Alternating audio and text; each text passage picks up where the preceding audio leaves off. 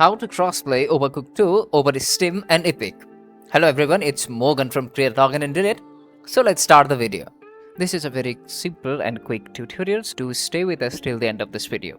So in order to crossplay Overcooked 2 on Steam and Epic, let's first open up this Steam, and under your library section you should be able to see Overcooked 2 on your library.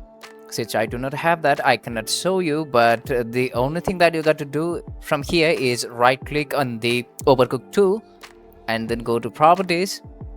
It was really easy to crossplay Overcooked 2 with Steam and Epic a few years back, but some of the changes that has been made into the game recently has not allowed crossplay to be played easily, so you need to change some settings on Steam. So now after you go to the properties, under the beta section you should be able to see beta participation, and from the scroll down menu you should be able to find crossplay branch.